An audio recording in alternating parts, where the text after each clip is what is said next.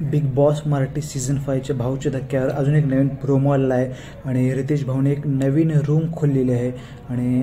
आपल्या पाठीमागे सदस्यांच्या पाठीमागे काय बोलतात हे दाखवण्यात येणार आहे आणि अभिजित दादाला त्या रूममध्ये बोलवलेलं आहे आणि अंकिता त्याच्याबद्दल मागे काय बोलत होती हे दाखवणार आहेत आणि अंकिता असं बोलत होती की अभिजित दादाने एक शो जिंकला आहे इंडियन आयडलचा, त्यामुळे त्यांच्या मनात भरपूर इनसिक्युरिटी आहे। त्यावर अभिजित दादा हे बोलताना दिसले आहेत की त्यांचे रिॲक्शन आलेले आहे की आपलेच माणसं आपल्याशी काळं वागतात, त्यांच्या मनात एवढं काळं आहे, एवढं खोटं आहे आणि आपल्या माणसाशी कसं काय वागू शकतात याचा विचार मी आता करत आहे आणि हे चुकीचं आहे। रितेश भाऊ, मी आपलं म्हणून त्यांना सगळं सांगत होतो, गोष्टी शेअर करत होत्या, पण ते आपले नाहीत असं वाटत आहे आता, कारण अंकितानं हे बोलणं हे माझ्याकडून अपेक्षित नव्हतं,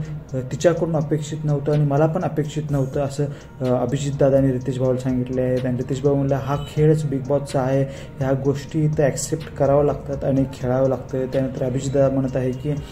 हो रितेश भाऊ, आणि आता आम्हाला कळालेलं आहे आपलेच लोक आपल्या पाठीमागे उभे राहत नाहीत, हे कळून चुकलेलं आहे। बघा आजच्या एपिसोडमध्ये काय होते मित्रांनो।